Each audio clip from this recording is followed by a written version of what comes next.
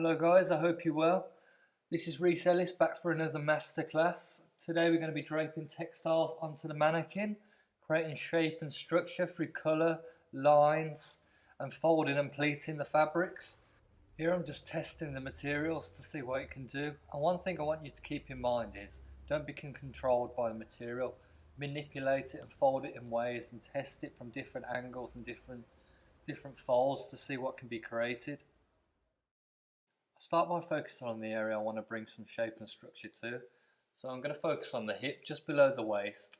I'm going to look at where I can pleat and fold the material so it comes and creates a silhouette around that area.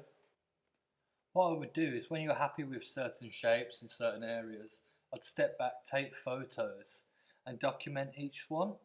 I'd just take that sample of material that you're using, put it in a different position, create a different shape, and also document that, and then you can see it side by side, what you're happy with, what you're not happy with it, draw over the top of the image, work into it and see, maybe you want to go again and test new ideas, but I'd always take the photos of different things, keep on testing it, maybe rip the material, add a material to it, drape the material in a different way, turn it inside out.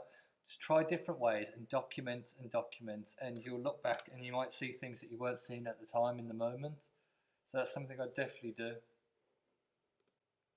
In the video, all I'm doing is taking strands that I've developed in the textile sample and I'm pulling it in different angles to create a movement, a different shape and another texture again.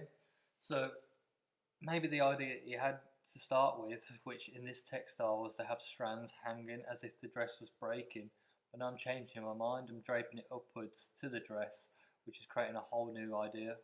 This part of the process will also let you aware of the limitations of your textiles. Maybe the end result that you want to achieve is not possible with this textile, and this is where you make changes.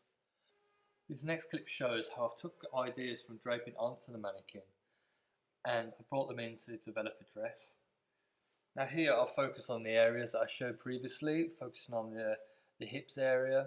I've also focused on the bust and the neck area, and I've also brought in the idea of using the strands. One thing I want you to keep in mind is just because you have many ideas doesn't mean you have to combine them all if they don't work. You want to maybe strip back to one idea that works.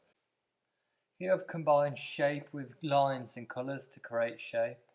I've started by just pleating onto the waist to kind of show another way of developing and enhancing the hip area. By creating folds and pleats with the material, you're able to create depth in the textile, so when you're walking around the garment, it's creating different angles and different point of view. And this is something that can be even further enhanced with colour, which you can see here with the lines. Now I'm going to use the same material, bring it to the upper half of the body, let it drape down and work with the pattern on the material to see what I can do to enhance the waist. Now the angle I'm taking with this is wrapping it around the waist, letting the lines do the work to create that pinch on the waist. Now because of the nature of this material, I can't just sew in darts to create a silhouette and a pinched in waist. So I'm looking at how can I get rid of that excess material to create something interesting. And what I've done, I've pulled that excess material to the side to create an interesting drape.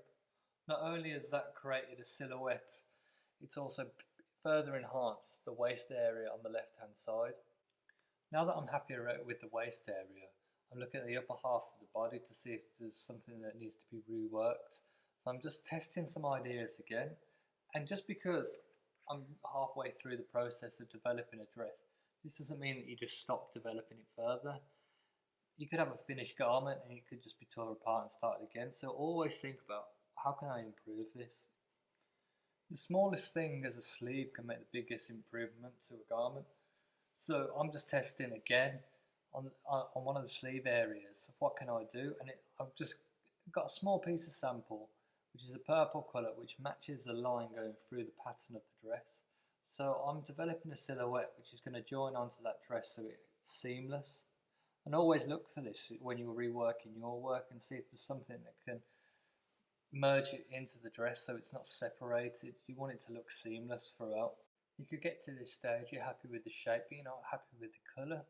So you document the shape and your pattern by taking the drape and put it onto paper, and you change the colour and you try again.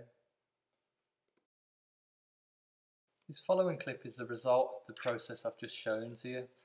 It's taking the materials, focusing on certain areas of the body you want to build shape and enhance, looking at colours and patterns that can enhance areas of the body, trying things out, failing, reworking them, taking photos, make sure you document it, compare and contrast, and most of all, make sure you're enjoying this. It's the most exciting part of the process, so enjoy every moment of it. And today, that's the end of this class, so I'll see you next time. If you have any questions at all, fire them over to me, and I'll be back to you straight away. Take care of yourself, guys. See you later.